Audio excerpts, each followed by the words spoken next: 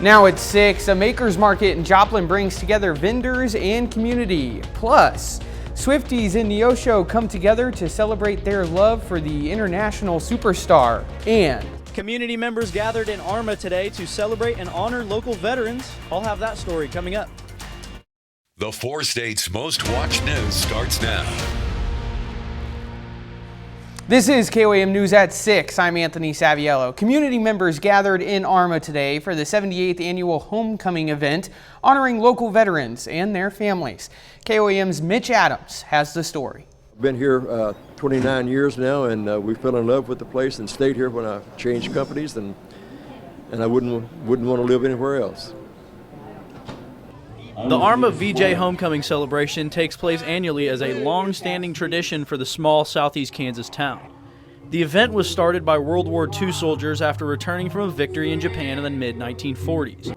Joellen Black, the president of the Arma Homecoming Committee, tells us about the history of the celebration and its importance.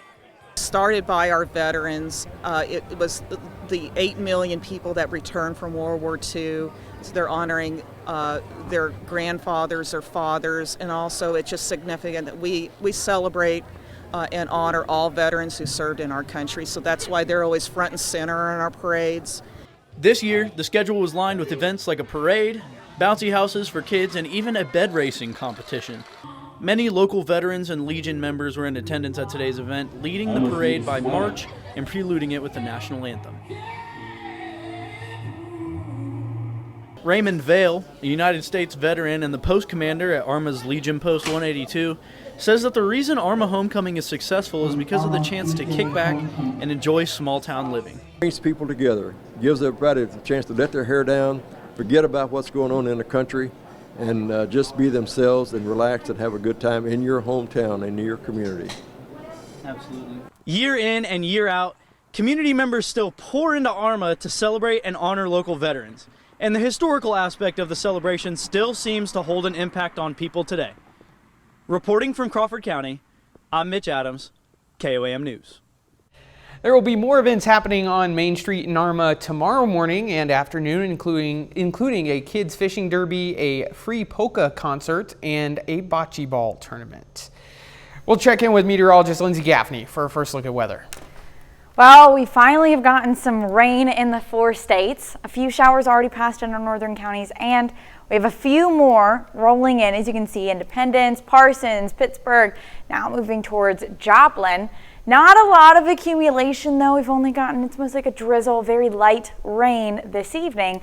We do have more rain chances in the forecast, but until then, winds are pretty light. You can see kind of dispersing from where those rain showers are, 4 to 5 miles per hour. Not really much strong winds going on out there. Right now out in Joplin, it's still mostly cloudy, but as we saw on the radar, those rain showers are moving into the area, and temperatures are going to continue to drop down to the mid 60s for an overnight low.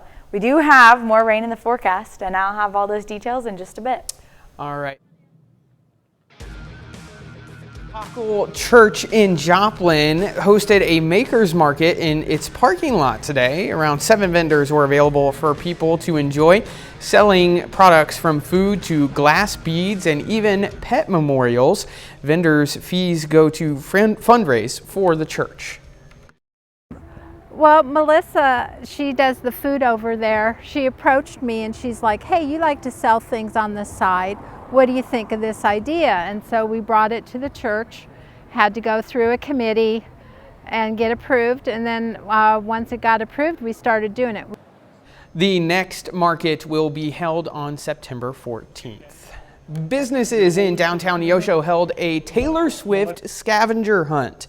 Participants were able to go to 14 businesses and take a picture of a secret item for the hunt. The event also included snake handling, a Taylor Swift and Travis Kelce costume contest, and Taylor Swift karaoke and trivia. I just love seeing people happy. Our first group that came through was a family, a dad and his daughter and son, and they were doing this together and they were looking for the clues, and there was just so much joy in it. And that's, I think, what is the best part, is to see families out having fun.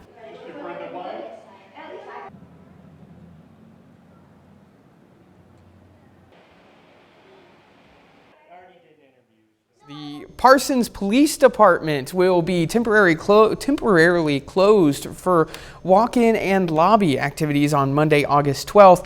This work is part of an upgrade involving the installation of a new transfer switch for the department's emergency generator system.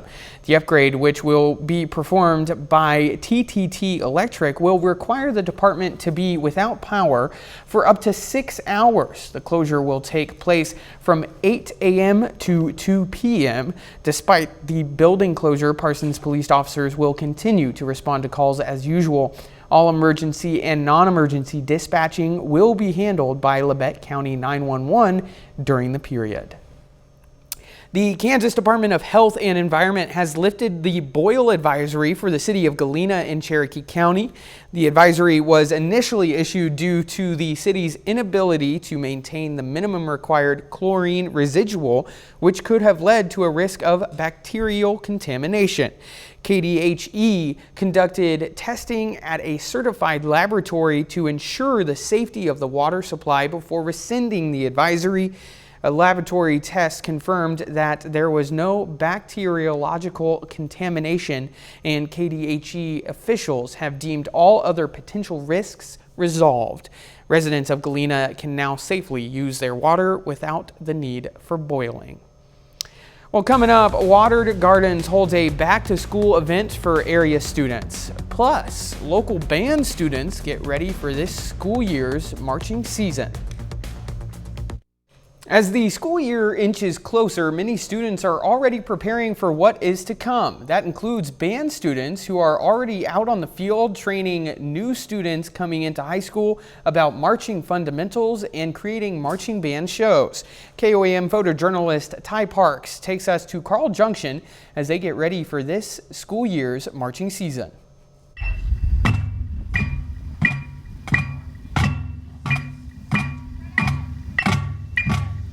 We spend a lot of time working on our fundamentals of marching, just getting so that everyone's looking and marching the same way, and so that translates into what we're working on this week, which is our show, and using all those fundamental skills to get them to look good while they're marching in all the different ways that they're going.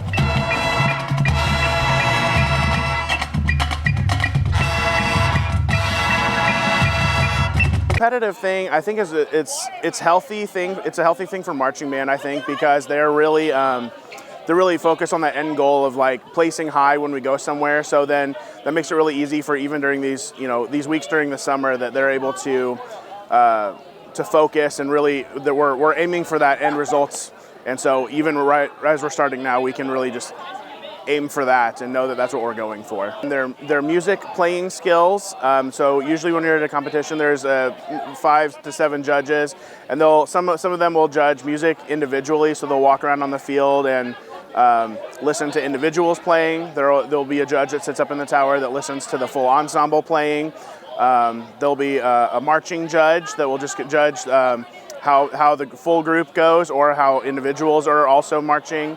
We'll usually have a color guard judge that's just looking for what they're doing, a percussion judge as well. So those are the things that they're kind of getting, and then there's a general effect. So it's kind of like all the pieces put together, like how is the whole thing cohesively working together to tell the story that you're trying to tell during your marching band show.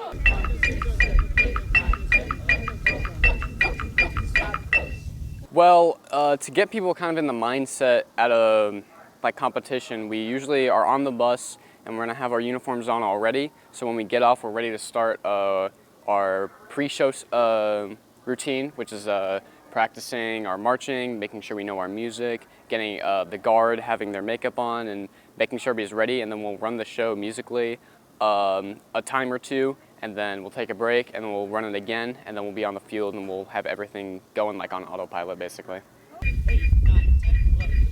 The Pittsburgh Salvation Army hosted its annual Stuff the Bus school supply drive today, August 10th, with the goal of helping local students start the school year fully equipped. Last year, the event brought in over 1,500 school supplies and $492 in monetary donations, supporting many children in their educational journey. This effort is made possible through partnerships with the Salvation Army, Walmart, USD 250, Pittsburgh Area Young Professionals, and Pittsburgh Rotary Clubs. Water Gardens in Joplin held a back-to-school event. Participants were encouraged to write an encouraging letter to a local elderly person, and in exchange they could get a $10 voucher for any item in the thrift store and a haircut voucher to be used at a local stylist.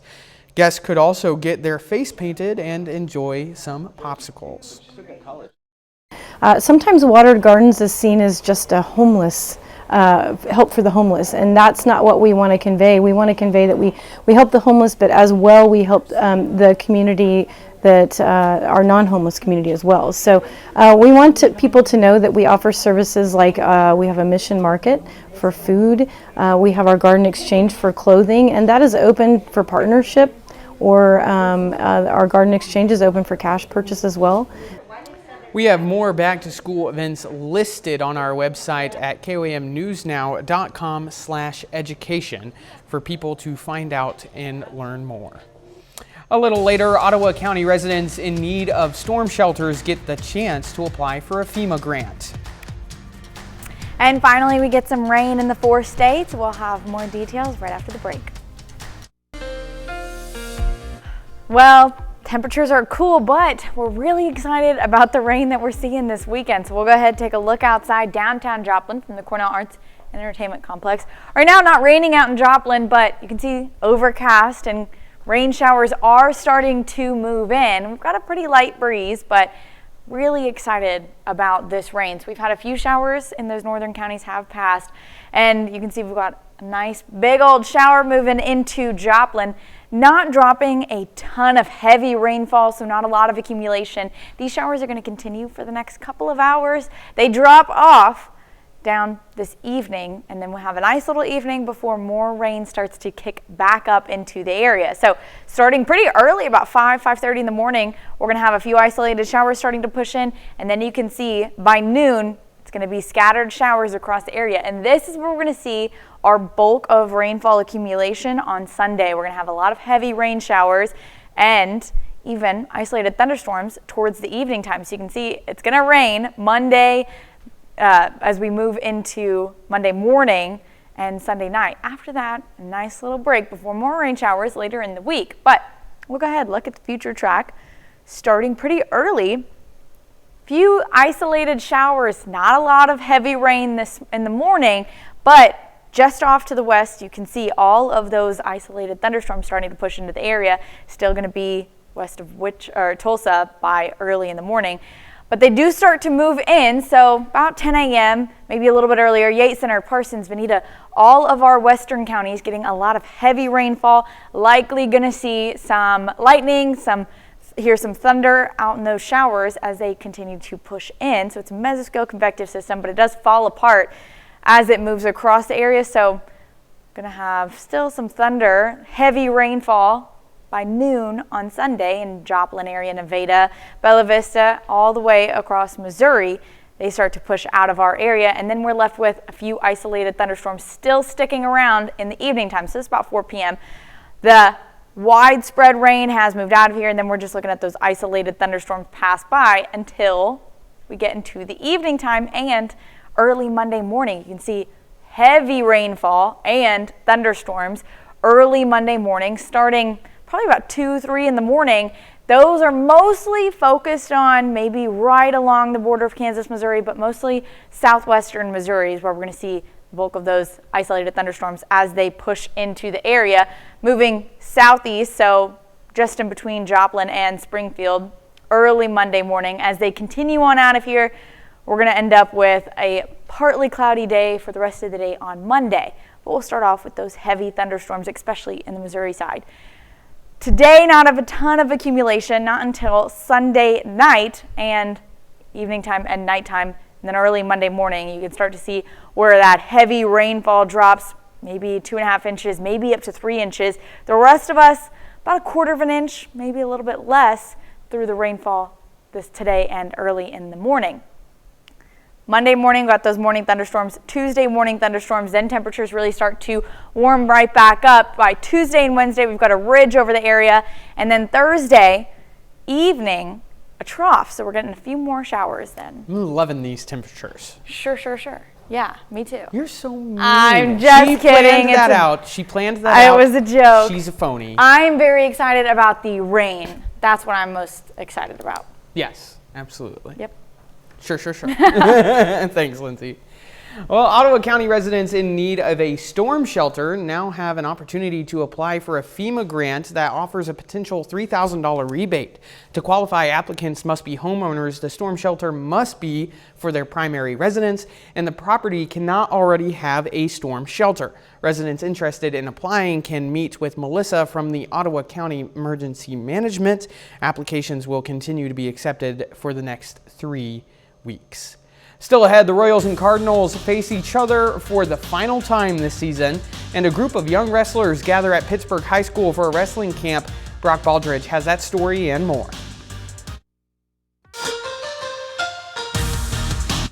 Well, as the school year starts up, SCK Elite hosted their back-to-school camp with Perler Wrestling. Young wrestlers from all over Southeast Kansas traveled to Pittsburgh High School to sharpen their skills. Youth campers who attended the event got a 4+ hours of leg riding, live wrestling, and 6 hours of technical development from wrestling instructors and coaches. This was open to boys and girls wrestlers, age ranges from 6 to 18. The 2-day camp lasted all throughout Saturday and continues on into Sunday. So this is our Perler Wrestling Camp. We always do a back-to-school camp every year here for SCK Elite. We're just trying to get the best kids in this area together, Steel Sharpen Steel, and Perler Wrestling is one of the best wrestling academies in the nation, and so we like to bring a good knowledge here for our kids to learn from.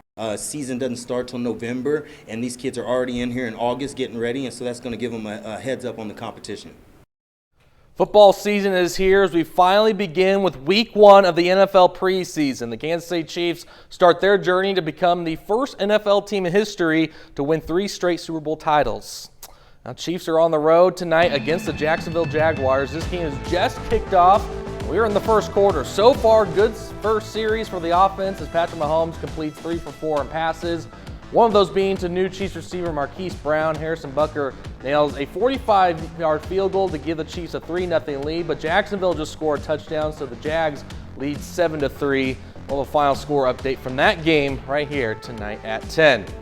The Kansas City Royals and the St. Louis Cardinals meet for the final time this season. The St. Louis beat Kansas City in the series opener 8-5 last night. Kansas City will look to respond tonight.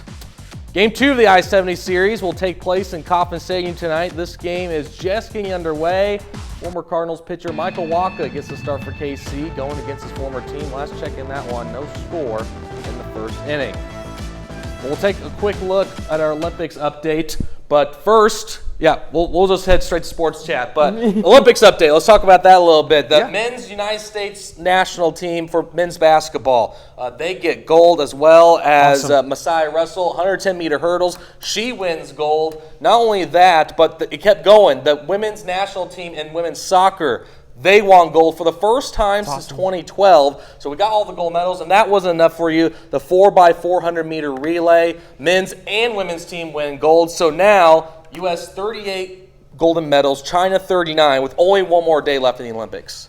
Hopefully we can get a few more gold medals. Hopefully we can get a few more in there. Yeah, we'll see. Only one more day. It should be exciting. Absolutely. Thanks, Brock. We'll be right back. And the final weather note. Yes, well, we've got rain showers tonight. Those kind of taper off, but more rain continuing Sunday and Monday and even Tuesday morning. Loving that rain. Final sports note for us, Brock? Yeah, the Kansas City Chiefs are on the road tonight. A good first series for the offense. Defense, not so much. Jacksonville leads 7-3, so we'll keep an eye on that game. And, the I-70 series kicks off as well, so look to see a good battle on that one. All right. Have a great night.